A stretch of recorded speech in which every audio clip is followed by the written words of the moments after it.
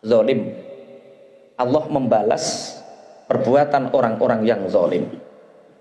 Zolim itu dari kata zolama. Zolama itu artinya gelap. Zulmatun itu apa? Gelap. Kalau zolimun berarti orang yang gelap. Itu secara lughat. Tapi kalau secara istilah, zolim itu watu syai'in fi ghairi mahalli, meletakkan sesuatu di selain tempatnya. Itu zolim. Kezoliman yang paling besar itu syirik. Inna syirka la zulmun azim. Sungguh syirik itu kezoliman yang agung. Allah memberikan kita nafas. Nafas kita dari Allah, kesehatan kita dari Allah. Kita menggunakan semua fasilitas yang diberikan oleh Allah. Bumi yang kita tempati itu fasilitas dari Allah. Air yang kita nikmati itu fasilitas dari Allah. Mestinya kita harus merasa rumongso kalau kita ini hamba, menyembah Allah yang memberi fasilitas semuanya kepada kita. Allah jadikan Tuhan.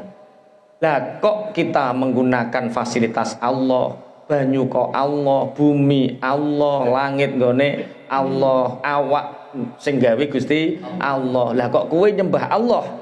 Itu berarti zalim, meletakkan sesuatu tidak pada tempatnya. Kita diberi jabatan yang mestinya dengan jabatan itu kita berbuat adil, berbuat manfaat banyak untuk umat manusia. Tapi justru ketika kita diberi amanah jabatan, menggunakan jabatan itu untuk kepentingan pribadi. Istilahnya tidak memikirkan ini zalim atau adil. Ini yang penting aku badi, yang penting aku badi. Memanfaatkan jabatan untuk kepentingan pribadi itu zalim. Ada lagi zalim untuk diri, misalkan bunuh diri itu juga zalim. Di samping kita tidak boleh zalim kepada Allah, zalim kepada Allah dengan cara syirik. Kita tidak boleh zalim secara menzalimi manusia dengan jabatan kita, dengan kekayaan kita. Kita tidak boleh zalim terhadap diri sendiri, dan kita tidak boleh menolong, condong kepada orang-orang yang zalim. Ini yang berat.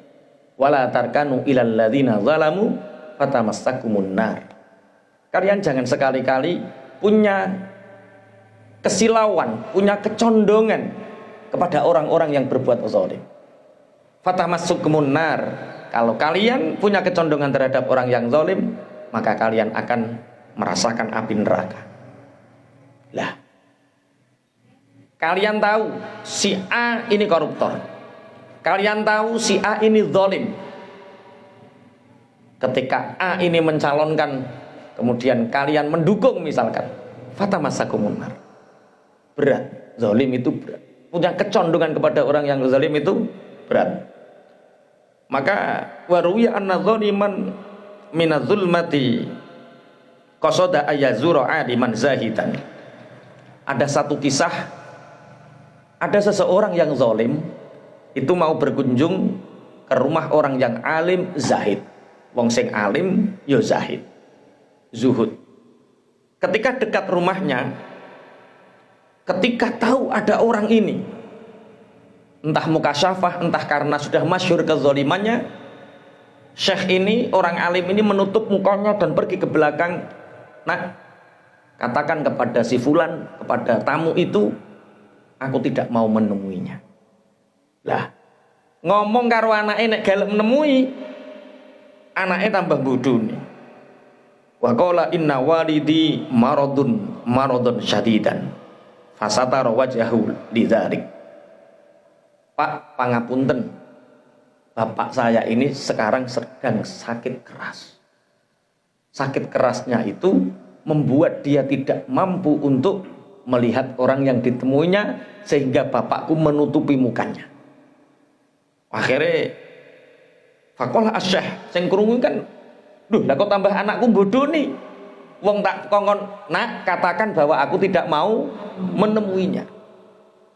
Ternyata anaknya tambah, bapak saya itu sedang sakit keras, sehingga sakit keras ini tidak bisa melihat orang yang ditemuinya. Pangapunten.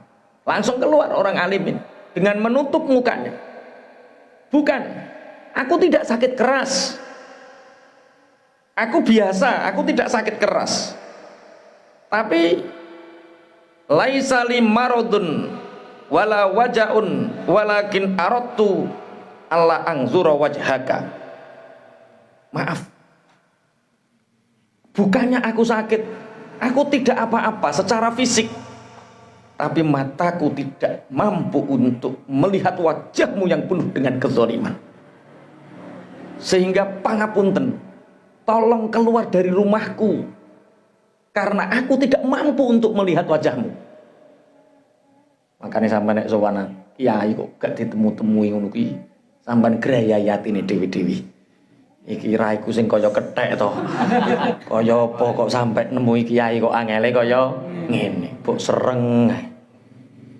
Akhirnya orang zalim ini faraja az-zalimu ta'iban mustaghfiran, menangis orang zalim. Menangis orang zalim. Dia menangis, bertobat kepada Allah.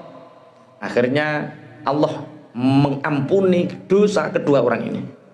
Satu, syekh yang tidak mau melihat wajah orang zalim. Dua, orang zalim yang diloke tapi menyesal. Kedua-duanya ini dosanya diampuni oleh Allah. Amma syekh fali ada min nadrihi ila wajhi zalim. Kenapa orang alim ini diampuni dosanya oleh Allah? Karena menjaga zuhudnya, matanya, badannya untuk tidak melihat orang zalim. Jadi nyawang wong zalim yo pengaruh. Nyawang wong alim ya pengaruh, nyawang wong zalim ya pengaruh. Makanya banyak ulama-ulama yang mungkin diberi ilham oleh Allah atau kasyaf, melihat orang itu gak mau menemui. Kalau dipaksa menemui, seharian penuh bahkan 1 minggu bisa resah. Ternyata wajah yang datang itu wajah-wajah yang penuh dengan dosa.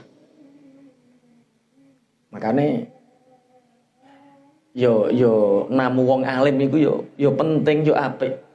Tapi nek awake rusuh banget iku yo ngesakno lah. Yo tobat sithik-sithik dhisik, diresiki dhisik, engko lagi sowan. Marai kiai alim itu beda dengan nabi yang powernya sekali sentuh blek langsung memancarkan nur. Ngene iki muk lilin. Nerangi wong akeh yo kalong setrume kurang gede. Sing methuki wong burek-burek. Astagfirullah. Lah, kenapa syekh ini diampuni dosanya oleh Allah? Karena dia menjaga matanya untuk tidak melihat fisik orang zalim. Karena ayatnya wala tarkanu ilal ladzina zalam. Kamu jangan condong, jangan punya ketertarikan, jangan mendekat kepada orang-orang yang zalim. Fatamasakumun nar. Kamu akan tertimpa neraka. Lah, orang yang zalim ini diampuni oleh Allah. Wa amma dzalimu fali taubatihi min zulmihi. Hakadza sami'tu min ustazi alaihi rahmatullah. Yang kedua, orang zalim ini seketika langsung deksak nyet bertobat kepada Allah.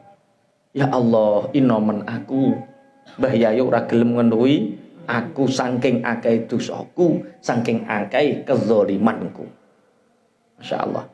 Jadi zalim itu artinya apa? Meletakkan sesuatu tidak pada tempatnya.